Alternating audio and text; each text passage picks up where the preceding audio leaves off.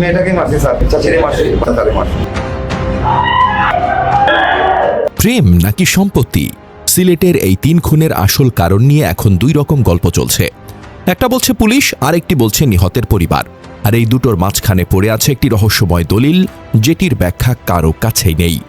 Police বলছে প্রেমের সম্পর্কের জেরে ঘটেছে হত্যাকাণ্ড, কিন্তু ঠিক সেই বাসা থেকেই খোয়া গেছে গুরুত্বপূর্ণ কাগজপত্র, মেঝেতে পাওয়া গেছে সম্পত্তির দলিলের কপি।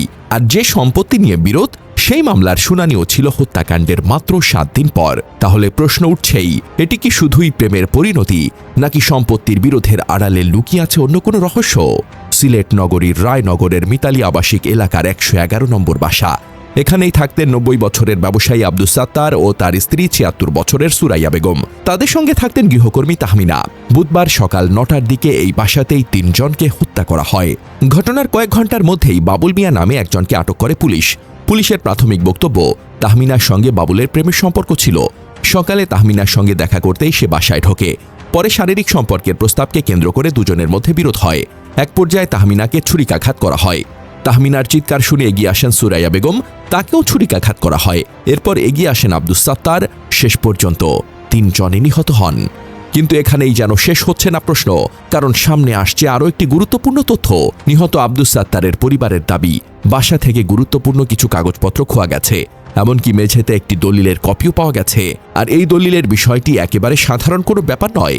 রিকাবি বাজারের একটি সম্পত্তি নিয়ে আব্দুস সাত্তারের সঙ্গে দীর্ঘদিন ধরে বিরোধ ও মামলা চলছিল। 2023 সালে তিনি ওই সম্পত্তি নিয়ে সত্য মামলা করেন। পরবর্তীতে ওই মামলার আদেশের বিরুদ্ধে সিভিল রিভিশন মামলাও হয়। সবচেয়ে গুরুত্বপূর্ণ বিষয়, এই মামলার পরবর্তী শুনানির তারিখটি ছিল 19 আগস্ট, অর্থাৎ হত্যাকাণ্ডের মাত্র 1 সপ্তাহ পরই ছিল মামলার শুনানি।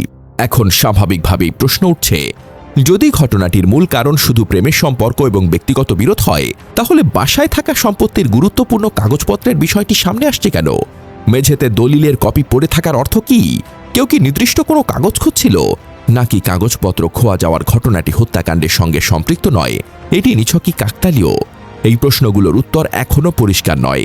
আরও একটি বিষয় ভাবার মতো, পুলিশ বলছে বাবুল ওই বাসায় আগে কাজ করত এবং সেই সূত্রেই তাহমিনার সঙ্গে তার পরিচয় ও প্রেমের সম্পর্ক তৈরি হয়। সে তাহমিনার সম্মতিতেই বাসায় ঢুকেছিল বলেও পুলিশ জানিয়েছে। কিন্তু যদি বাবুলের উদ্দেশ্য শুধু তাহমিনার সঙ্গে দেখা করা হয়ে থাকে, তাহলে ঘটনাটি এত দ্রুত 3 জনের হত্যাকাণ্ডে কিভাবে গড়ালো? তাহমিনার সঙ্গে বিরোধের পর সুরাইয়া বেগম এগিয়ে এলেন, এরপর আব্দুস সাত্তারও এগিয়ে এলেন। পুলিশের বক্তব্য অনুযায়ী তাদের দুজনকেও ছুরিকাঘাত করা হয়। তাহলে প্রশ্ন হলো, ঘটনা কি সত্যি হঠাৎ উত্তেজনা থেকে ঘটে যাওয়া হত্যাকাণ্ড, নাকি এর পেছনে আরও কোনো উদ্দেশ্য ছিল? আর যদি সম্পত্তির বিরোধের বিষয়টি সত্যি গুরুত্বপূর্ণ হয়, তাহলে সেটিও তদন্তের বাইরে রাখার সুযোগ নেই। এই মুহূর্তে সামনে অন্তত 2টি সম্ভাবনা দেখা যাচ্ছে। 1, পুলিশের প্রাথমিক বক্তব্য অনুযায়ী প্রেমের সম্পর্কের জেরে সৃষ্ট বিরোধ থেকেই হত্যাকাণ্ড। আর 2, সম্পত্তি ও গুরুত্বপূর্ণ দলিলপত্রের বিষয়টির সঙ্গে হত্যাকাণ্ডের কোনো যোগসূত্র আছে কিনা, সেটিও তদন্ত করে দেখা প্রয়োজন। তবে দ্বিতীয় বিষয়টি এখনও প্রমাণিত নয়, তাই কাউকে দায়ী করার আগে তদন্তের ফলাফল জানা জরুরি। কিন্তু একটি বিষয় স্পষ্ট, 3 জন মানুষ খুন হয়েছেন, একটি গুরুত্বপূর্ণ সম্পত্তি নিয়ে মামলা চলছিল, শুনানির তারিখ ছিল মাত্র কয়েকদিন পর, আবার বাসা থেকে কাগজপত্র খোয়া যাওয়ার অভিযোগও উঠেছে। তাই শুধু প্রেম ঘটিত হত্যাকাণ্ড বলেই কি পুরো ঘটনাটির উত্তর পাওয়া যাবে, নাকি এই হত্যাকাণ্ডের আড়ালে আরও কোনো কারণ লুকিয়ে আছে?